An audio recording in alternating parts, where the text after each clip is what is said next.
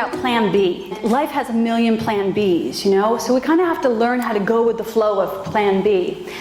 So the actual quote for today's talk is, when God closes a door, he opens a window.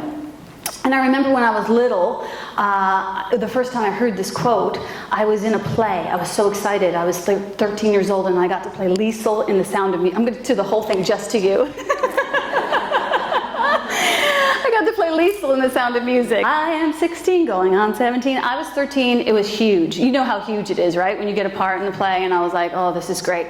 And I heard that line, when God closes the door, God opens a window, and I was like, okay, this is also very good news for me, because my mom was very sick at the time. She was dying. I was not okay with that, and I was not accepting it, but that's what was happening.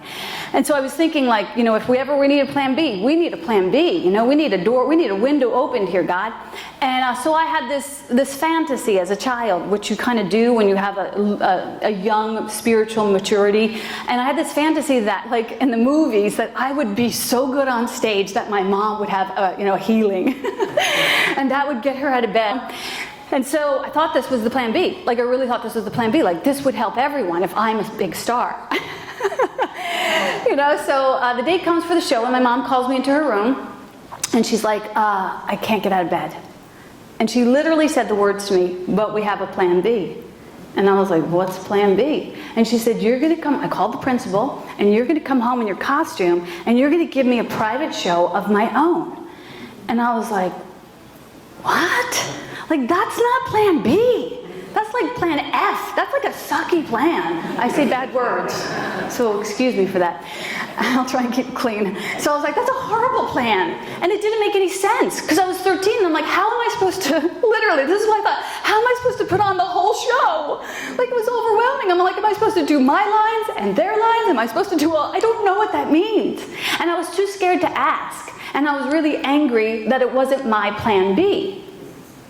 So this is what we come up against in life. These things we make up in our minds, and we're running down the street going, God, this is how it's got to be. And then plan B comes in, and we're in pain because we're in resistance to it. All pain comes from resistance. You know, so when we're talking about the surrender experiment, which we're studying right now, we're going to have our book club in August 9th. We're studying the surrender experiment by Mickey Singer. And he talks about being in non-resistance, you know, which is a very big classroom. It's not something you learn overnight. The lessons of surrender will continue to come every day, every hour for some of us. So we get to this place of resistance, and we kind of have to decide if we're going to fight it or if we're going to learn how to surrender and let go. So anyway, what happened during that play was that I stood, you know, after the show was over, knowing that I kind of made this agreement that I was going to go home, and all of my friends were like, "Hey, you're not allowed to go home in your costume," and I was like, "I know," and I thought about, like, how do I tell them my mom is, you know, and it felt so awkward, and everything sat right here. Like, I just didn't know how to get it past the threshold. So I just stood there and I watched myself unzip my costume. And I got back into my street clothes and I went out for ice cream with the rest of the kids in my class. And when I got home that night, my mom was like, what happened? And I was like, I just forgot. And there was that weird, awkward silence, because when we're in resistance to the real thing, we start to make stuff up to defend our place. We start to lie. Let's just call it what it is. We start to lie, sugarcoat it, water it down, whatever it is. We start to get small. We literally start to shrink in on ourselves. Instead of saying, I didn't know how to do that, Mom. I had no idea how to do that. You know, it's so beautiful that we actually get to live in that place of surrender, and most of the time it looks like, I don't know. It's one of the key lessons of A Course in Miracles. To be able to say, I don't know, is holy work. It literally opens up the window. So, in regards to the conversation of when God closes the door, God opens a window, for me at this time in my life, that kind of mentality is actually an immature spiritual reality. Because it leaves me waiting for God to open up a window. Today, my God doesn't know about windows and doors or walls and fences. Like, my God is so much bigger than that and so much more fluid than that. And I get to be so much bigger than that and so much more fluid with that. To the point where I no longer have to go to God and be like, when are you going to open up that window? Because I got a problem here, God. No, instead I live in the sea of, I got no problems, God. And you know what else? I can open a few windows on your behalf if you'd like that. In fact, I think it's our job to open windows. That's how we expand our consciousness. When you think about the idea that you live in your consciousness is basically the ideas that you know completely. And that your job is to expand your consciousness so you can have greater good, that you can experience greater good, that you can give out greater good. But your consciousness kind of looks like a room where you have peopled it with all your people and where you have placed all of your things there. And they're all things that you know for sure. And you have this illusion that you're also in control in this little room. But the thing is, life happens and things will be things and people will be people. You know, pictures get crooked and carpets get worn out and, you know, screens don't, you know, load on time and you're like, come on. You know, and don't even get me started on people. Like, they do not follow directions. They're like wild cats. And you know what's best for them, but nobody's listening. So, what we get to do in that little room, what we usually do in that little room is we actually circle the room and we try and fix it. We love fixing. We fix the curtain and we mend the carpet and we tell the people one more time, you really should be doing this, you know. And then we do it again because it all goes back to, you know, crookedness again. And we go around and we're exhausting ourselves circling this little consciousness. And I don't want to say little consciousness, but really, I mean, when God says to us, there's nothing that you cannot do, which is what is written in A Course in Miracles, there is nothing that you cannot do. There is nothing that your holiness cannot do. I mean, we all have to kind of cop to the idea of like, wow, if that's true, I'm playing small. I've been playing small. We've all been playing a little bit small. So what we get to do in that little room where we're chasing our own tail is we get to open the window. And the window, the reason we don't open the window, and symbolically the window is our mind, we get to open our mind. The reason we don't go there is because it's the unknown. When you go to the unknown, it's a very scary place to go. In fact, when they used to write out maps to tell people where to go, if they got to a place where they didn't know what the roads looked like, they would just write, this is where dragons live. So we're still living with that consciousness within us, like, don't go to the unknown place. And God forbid our children should go to the unknown place that we've never been to. We're like, oh my God, they're going to be killed. They are going to be killed out there where the dragons live. You know, the world is not a safe place. There's some place within us that still sort of believes that. And so opening a window is our faith that the world is good. You know? And when we open the window, what happens is a fresh breeze comes in. And we all thrive in the freshness of a new breath. And then we can actually look out the window and we can see life working on life's terms that we have nothing to do with.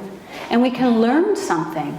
We can meet new people. We can try new things. We can have deeper conversations, things that we didn't know. And we get to actually sometimes even walk out the damn door and go out and experience life and be in the place where we've never been before and trust that life is working for us. You know, I had the opportunity to do that just yesterday. I was driving down from Madeline Island. It was a 9-hour drive. And I was supposed to go officiate a wedding last night for this beautiful couple that were getting married for the 3rd time. They got married, and then they got divorced for 6 years, and then they got married again, and then they got divorced for 6 more years, and then they were getting married again. I know. I was like 3 times the charm, I hope. But they were such a beautiful couple, and I knew I had to get there on time, and my phone died. And the charger was no longer working, and I pulled over to get a new charger, and if you know me, I get lost walking around my block. I get what I do. One time I was supposed to drive down I was hitchhiking, not a good idea, but when I was a kid, to Florida, and I ended up in upstate New York, like that. No, I should have known by the cold weather. I don't think we're there yet.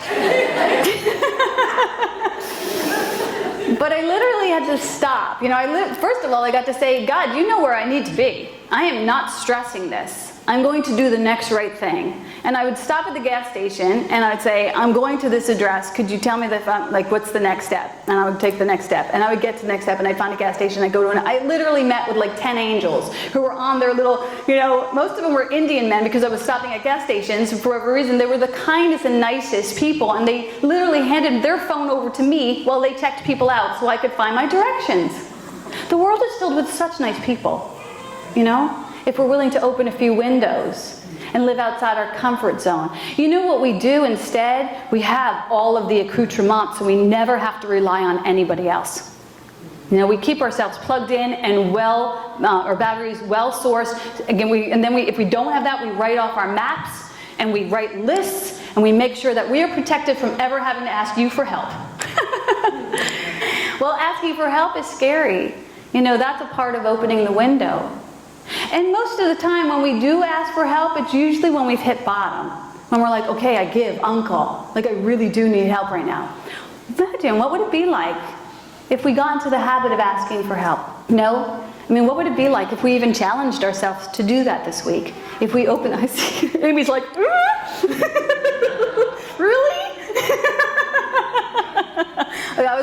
That was my perception of your face. You were actually smiling beautifully. But imagine if we did that. You know, imagine if we said, I'm going to, as a scientific experiment, I'm going to see if I can feel vulnerable enough to ask for help. Carol's shaking no. Absolutely not. Very good. So we knew, so I've got the buy-in. Okay.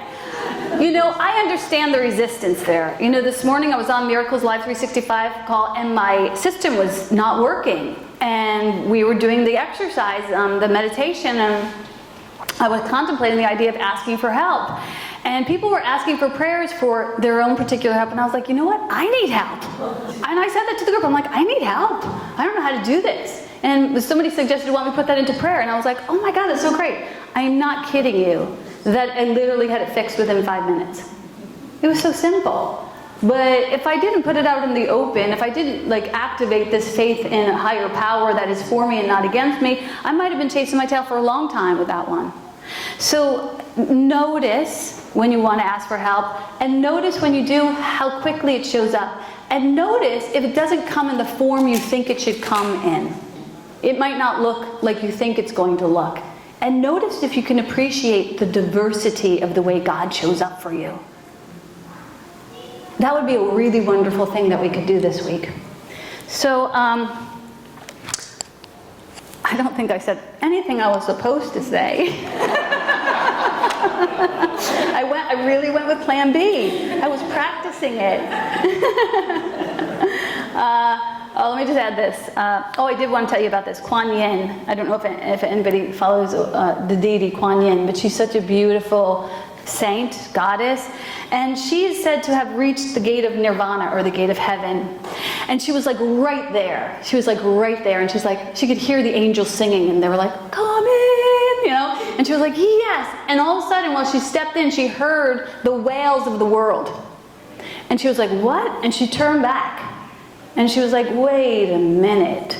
And she's like, I can't have my nirvana while people are still suffering. And it said that Kuan Yin has 1,000 arms. And on each arm there's a hand. There's a palm, an eye in the middle of the palm. And it says that she uses these 1,000 hands to help bring compassion to the world. And when I was studying her, I was thinking, you know, maybe if they're not actually hands, maybe they're actually people. You know, maybe we're extensions of that compassion. It all comes from God. Maybe we're extensions of that compassion, and we're here really optimally to help each other, to be compassionate. I'm going to finish off with this. God is fluid and we get to be fluid. We don't need to get hung up on the human condition. We get to be compassionate towards the human condition. And once we stop controlling the problem, we get to see that maybe there are no problems. Imagine if you could move through the world saying there's no problems. This is how we open a window for God. We say, God, there's no problems. All is well. I got this.